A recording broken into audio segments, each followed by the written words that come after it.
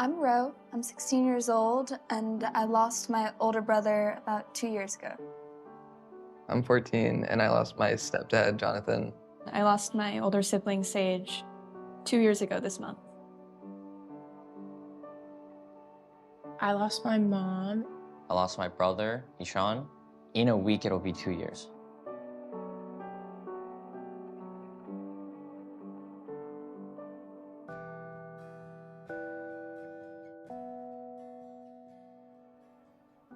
Why don't we start by talking a little bit about some feelings that you had when you found out? I didn't believe it. Just complete, like, almost numb. It was just unreal. I woke up, there was absolutely no one in the house, and there were these two cop cars outside. Two cops that were kind of just standing there in my driveway. And so I was just sitting there, and I was like, what's going on? I was just like confused. Eventually I found out what happened, but I feel like those 2 hours where I didn't know what was going on, I feel like those were the worst. We were all awake when it happened, so they left the house and then they just didn't come back. And we found like a really short note on their desk, and then my parents went to go look for them, and I had to stay at home and wait for them to come back. Just a lot of fear for a long time. I was very confused and shocked, and I still am to this day. Like, those feelings still arise. And I think it was extra difficult because like my siblings had to tell me, which was like really hard because like I saw how much they were going through. And then like having to tell me, I know like that put them through a lot. And I think for those like 2 weeks, I like pretty much blacked out. And honestly, thinking back to it, I can't remember anything because it was just like so much shock and grief and like disbelief all at the same time. I wasn't with my mom or my stepdad, like, soon before it happened. I was with my dad, and, like, he told me that I was gonna get picked up by my mom, and I had no clue why. I texted Jonathan, and he didn't respond, which hurt a lot more when I figured out why. After you found out, was there someone you wanted to tell, someone you wanted to talk to? I didn't necessarily want to talk to people about it, but I did like text my friends in the group chat and explain what had happened just Sure. so they would know and like be there. I think the person I wanted to tell was my mom, even though obviously I couldn't. And then obviously the second person was my dad, but that was really hard too. But I didn't really find any relief in talking to anyone at that certain time, and it almost felt better, I think, bottling it up. I kind of agree. The idea of bottling it up inside kind of felt better. I think I tried to talk to somebody about it, and it didn't help. Nothing like happened, and it felt like almost a waste of time, and I kind of regretted it later too. It was just like so raw at that moment, so too early almost to talk about it in the way that I needed to. For a while, I kept it to myself, and I didn't really ask for someone to be there, but my uncle came to talk to me, which was really helpful. He kind of like distracted me a little bit, but also it made me feel safer. I feel like for me, it was never really talking to someone. I've always liked researching things, like it can be literally anything. So I kept researching the probability of him surviving that kind of fall. And so I think I spent close to like 20 hours just doing the calculations, and like it didn't really feel better, but at least it was like something to do, because I feel like the time when I was like not doing anything was the worst. Did you ever feel any pressure to cope or process it in any way? I kind of felt like sort of pressured to grieve in like the 5 steps of grief, kind of in like a straight path. And like it made me feel kind of guilty if I felt a different way. And it like made me kind of like doubt my like love for this person, and which made me very like feel guilty that did I not love them or something. And that just kind of hurt a lot. Generally speaking, not in my immediate family.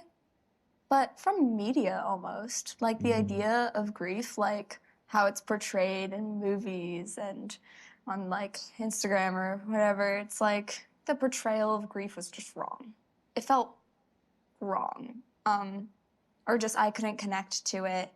But it felt like because I couldn't connect to it, something about me was wrong sometimes, which was a lot to handle on top of the grief. My mom, she was really all about like the fact that we all grieve differently, and she like would say it multiple times. We all grieve differently, so it's okay, you know? And I think that helped like so much, but it took me a while to actually get it and get there. I saw a lot of heads nodding when Ro was sharing that the way that grief is portrayed sometimes wasn't true to her. What were you thinking? What was the connection? I think like Ro and her mom, like everyone is different. Grieving is different for everyone. You could be so happy the next day and so sad the other day, and it's just going to be different for everyone. And I did kind of feel put in a box a little bit, or when I would see people, like I'd be like, oh, they probably think I'm so weird that I'm not like sad right now. People just think that you have to be sad or you don't feel it, but you probably feel it a million times more even when you look very happy. My mom also put like a lot of effort, a lot of research. She's bought me like a ton of books. And I feel like even though the books themselves weren't very helpful, the fact that she was like doing that for me was really nice, and it made me feel much better. I mean, it kind of ties into guilt for me, but it was about like my immediate, not immediate, but anger about it. I felt guilty for being angry. And the hardest part, like it wasn't just the fact that he had died. Um, somebody in group has told me before, imagine the hurt you would feel from losing a loved one who was murdered, and then imagine the anger you would feel against the murderer. And that is just so real for me. And like it hurt to like be so angry at him because I knew I loved him so much. But like it was just always there. It still is there. Like it was hard. It was also hard living with him. He was a complicated person and he made lots of mistakes as a human being. Like we all do, but it really made my life hard, and like that's like another tie in to like the fact that I was just really angry at him for leaving me in this like mess that he made me feel like. I said that in group actually. And I love that you said that because that's what I was going to say. And that's why it's like so complex to wrap your head around because I mean, anger was the feeling that I was feeling. Like I was so angry. And I also think it kind of was brought into the fact that it was my mom. And like you think of your parents as like not really people a lot of the time. And I think that I was like, how could my mom do this? Like, you're supposed to take care of me. Like, you're supposed to protect me. And I think, I mean, now as I'm getting older, I realize that they are very much people and just like us. But also, like, the anger and confusion that came with everything was what I really felt guilty for. I think I was also angry. I don't think I was ever angry at him. I think mostly I was angry at like myself and everyone else for like allowing it to happen, I guess, because that was especially like at the like beginning of like my grief, I guess. I always felt like guilty. I always felt like it was my fault. Like I should have done something. I should have done something differently. But then I realized that no matter how much I think of that and like think, oh, I could have done this, I could have done that, it's not going to change what happened. So it's not really worth my time and energy to kind of to think about that and like what could have been different, because it's not going to be different. I also feel angry a lot, but I think another feeling that kind of really gets to me sometimes is actually apathy, where everything just becomes too much. And then I kind of stop feeling sometimes for like a month or a week or something. And I'll feel bad about not feeling anything because I kind of internally see that as not caring about them. But sometimes I just don't really feel or think at all. I just kind of keep going. Yeah. That like feeling of numbness, it comes back, circles. Like but it's almost like you forget and like you're just like on autopilot almost, at least in regards to like feeling grief. It was therapy. That was like the big thing. I started it like about a month after. In the beginning, I was really against it. I didn't want to talk to someone, especially someone I didn't know. And I think she helped me answer a lot of questions and like helped me understand. I think overall, if you find someone that you can like connect to, it's like it's really good. Sometimes curriculum will rise up in the school, or even when some programming comes in around mental health or suicide. And I wonder if you have any reflections for educators or other teens how to kind of work through some of the curriculum that might rise up around in literature, or when there's some programs that come in that are trying to be supportive. I think sometimes timing is a big issue with those situations because, like, I know, like, right after, like, people will come in, like, the week after or, like, month after, and that just puts a lot of, first of all, attention on that person that goes to school, and then also just that family, which is just terrible. Like, they probably don't want to sit through that. So I think it's a lot about timing, and then also the way that they go about it shouldn't be like singling someone out and like taking them out of class in front of everyone, and like it should be like a very private thing because they already are going through enough. My teachers were always great. They would always like warn me like, oh, in this book, this happens, or we will be having a mental health unit in health class. Because I think it's more the surprise that really gets you.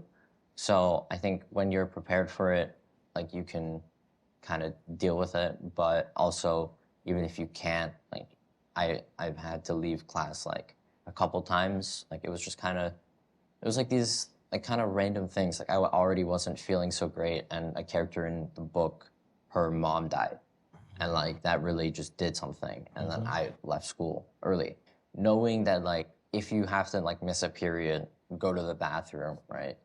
Go see your counselor or something like that, or even just go home. I feel like knowing that you can do that and knowing that like it's okay to do that is really helpful, but also like you shouldn't really abuse it. I think I missed the majority of the first month of school, and that was not great.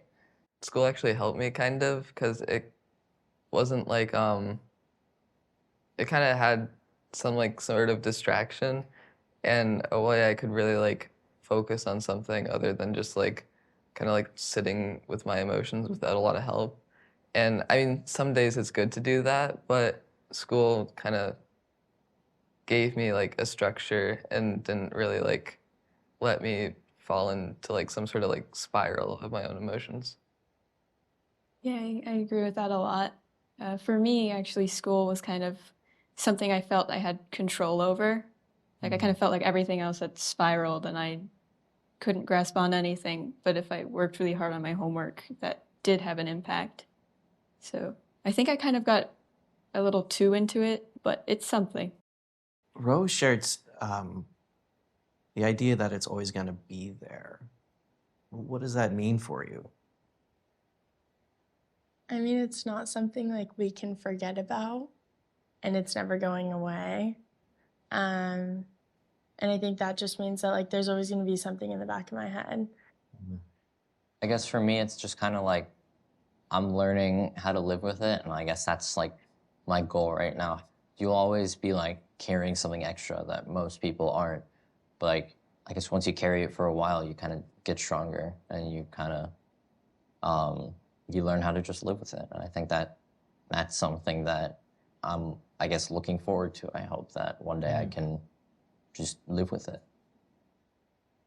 For a while, it kind of made me feel like I was gonna be stuck feeling the same way for like the rest of my life, and that kind of went away after a while.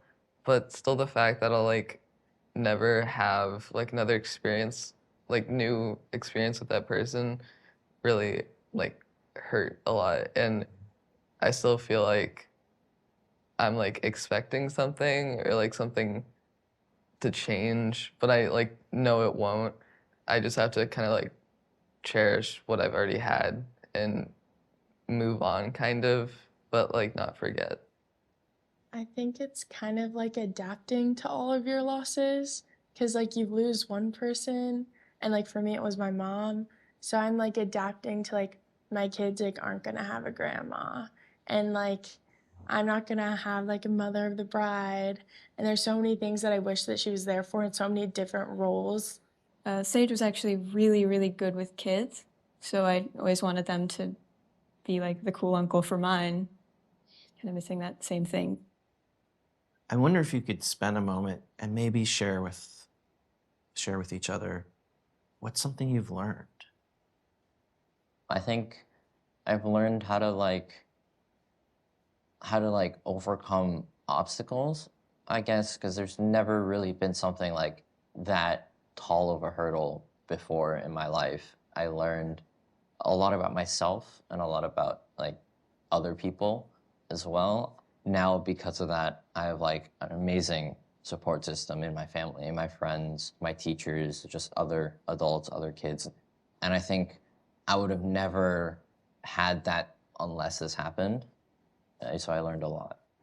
I learned that I'm way stronger than I thought I was. And thinking back to, like, how I felt when I first realized what happened, I don't think I ever would have thought that I would made it here, which I'm very proud of myself for and proud of all of us for.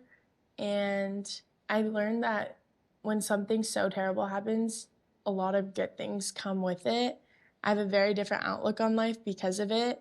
I mean, if I could go back, obviously things wouldn't have happened, but I wouldn't want to change the person I am today. And I'm so glad that I stuck around to find that out.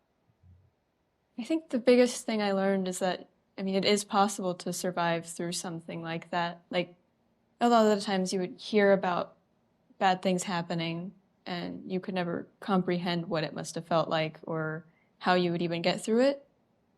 I mean, you just kind of do. You don't really think about it much. Just keep going, and then you're still there.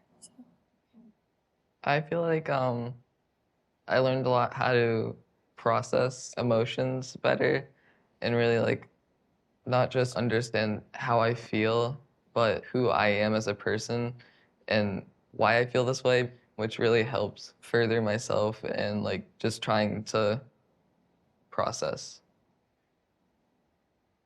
You're also brave and strong and just fantastic people. So thank you for spending this time. Your adults and I have been sitting in another room listening and watching. And so I guess I want to ask the adults first. What did it feel like for you as you were watching these teens talk? I was very proud of their bravery and their ability to articulate their feelings and the wisdom. I really had no idea that they were that wise. No, I agree with Moon. Actually, with each of the kids, actually, not just Anish, the way they were able to explain some of the feelings, even some of the things, we sometimes stumble trying to explain the way they have been able to find positives in things. It was very touching. Honestly, it shed light on things that worked and also things that may not work. And I think both of those are very valuable for anyone that's trying to support and be there. Just the grace, what incredible human beings we're surrounded by. I've never seen other teen really talk about that. I've seen how May grieves and talks about things, and I'm just amazed how different they are, and just seeing different perspective from different teenagers, and kind of felt like other teens just basically telling what May hasn't been telling me about, and I learned a lot. I mean, I feel like I got healed just by listening to them. So optimistic. I feel like I'm always constantly trying to swim above the thing, and somehow kids already know how to do that. For me, I feel like I just lost my past, and that's the end of it. But then kids has future. I actually thought that it's a little bit sad to see them needing to mature. I'm proud of what I heard, and then I was amazed how articulate they were. I mean, the complexity of the grief when you have so many people grieving at the same time is just you know, I'm grieving and so focused on my own grief, but really having him open up and be able to hear what he had to say. I'm wondering if you've heard anything today that reassured you, that lets you breathe a little easier. Everything that Hunter said, his feelings about missing him in the future and him not being there for the important things, and just knowing that Hunter is processing is just very reassuring. We always talk that we have to find a way to live a life with him. And sometimes it's a beautiful conversation, sometimes it's not. But then I feel like he is getting a stamina.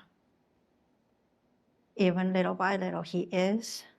And that's very reassuring for me. I have no idea how to take care of May sometimes. You know, like as a parent, we're supposed to know everything, but when it comes to this, I am barely making it myself. And I feel sorry for May that I'm always this kind of, like, I don't know what's right and I don't know what to expect.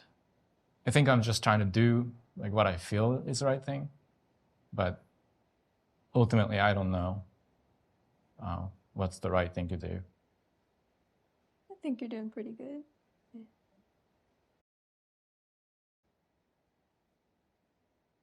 It's creating that holding space for whatever needs to arise for Ro, and seeing how much you don't know can feel like looking into a very big void. And that's not the place that we were kind of taught to be parents from, to come from a big I don't know mind. But with this grief, letting go of what I thought things should look like has been tricky, but absolutely necessary. And I think in that process, Ro and I have actually grown extraordinarily close. Just recognizing that because she is strong all the time, it can sometimes feel like the world is on the strong person's shoulders. And what she needs one day may be completely different from what she'll need the next. And being there for exactly what she's asking for. Knew that it can be hard when everyone's grieving the same loss at the same time. It really tore us apart. We got divorced. I don't think that, you know, it's solely because of this suicide, but it certainly affected that. As far as the relationship with May goes, I think we're still pretty close. And I think I kind of drive her mad because I have twice the time to spend with her now. And sometimes she complains, but I think she knows why. The family is profoundly fractured. And in that aftermath, somehow there's love. And it's like, how can love be this big that it can persevere through something like this? And then I look at Ro and I see her brightness, and it's like, it's even brighter than it ever was. It's like, where were my senses? Did I have my eyes open before? That part of me wasn't awake the way it is now. That feels different. I think when you're just blown wide open like this, all your senses are heightened. And so in a way, you're really living, ironically, like, because you're just been blown wide open and there's no protection anymore. We're so busy in our daily lives that we kind of just go through the motions, but when that's all stripped away, something beautiful comes from that. And I think, you know, me slowing down in life and seeing what's important has been a gift for the kids. And, you know, that's something I never want to forget. So I'd like to go one by one through the adults and have you each speak about what you will take home with you. No, as I earlier, one of the things is, and Anish and all the teens were talking about how they have found a way to look forward. That is something I think I'll take from this. I will trust you. And if you tell me to back off, I'll back off. That's actually the hardest part sometimes. We want to help, like I want to help, but then, he said, now back off, then I'll back off. I don't think I can promise to back out or back up. But I'm always there, and you know where to find me when you want me. You've reaffirmed my thoughts on the fact that you're wise well beyond your years. And I will continue to trust that you know how you're handling your grief and that you're searching for avenues to find the support you need. What a beautiful thing you've offered to other teens that have gone through something like this. And I want to remind you that you don't have to be strong. You don't have to fix this. That you can rest. So I'm going to make you space for that.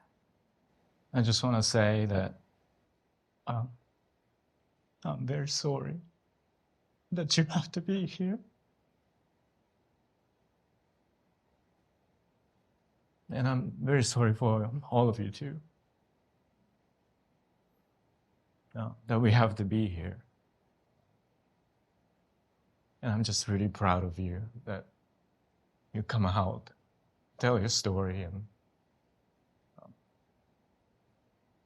I'm just so happy to be here with you.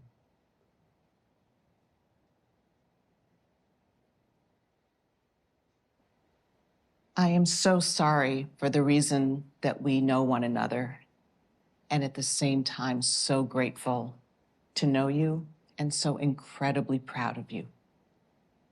I'd like to ask each of you to pretend that good friend of yours just lost someone they love to suicide. What do you want them to know? I guess always reach out to someone. Always have, I don't know, someone on your bench. I guess it gets better. It never goes away, but it does get better. Never feel like that you're completely alone. There's always some person or something you can do to express and talk about how you feel, so you don't have to keep it all inside. The pain doesn't really go away, but it gets a lot more manageable. Good things can still happen too, despite all the bad. Remember that your grief will always be unique to you. There will always be another unique person out there who will want to help. And remember that they will really want to help you. So go to them and you'll find the right person. I would say you do not understand how strong you are until you are pushing through your situation. And the person I was at the beginning of my experience is definitely not who I am today, and I'm very proud, and so will you be.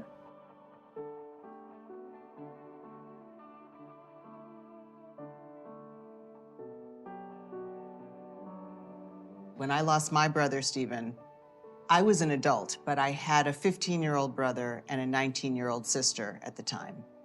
And there was nothing out there for them. That was in 1993. And so I've wanted for all these years to somehow create something where the teens who lose someone to suicide can hear from each other. That's why I got involved in this. I'm wondering what brought you to it. 13 years ago, I had my own loss to suicide, my partner, David. And then I knew I wanted to make meaning or find purpose in the loss. And so I kept thinking about what I learned as an educator, that when teens can hear other teens, they listen. I was struck by how much they want agency. They didn't want their parents making the decisions for them. They want to own this process. And it's not that they necessarily want to push their parents away, but sometimes the reason they do is because they know the parents are struggling. And so they want to step back to give their parents the space to do what they need to do. But they also want to kind of grow in it themselves. You can see the power of that. These kids both want the autonomy and the agency to deal with the loss the way they want to, and at the same time, they are still in need of parenting and support. I heard it today. I can do this. I can grieve, and I need my space, and I need you. It's both of those. Where do you start? It usually starts with something as simple and just a check-in. How are you feeling? What do you need? Is usually my 2 questions I start out with. And then it's really listening. It's digging a little bit in the kindest way. It's building that relationship. And then over time, when we build that trust, all of a sudden, they just go.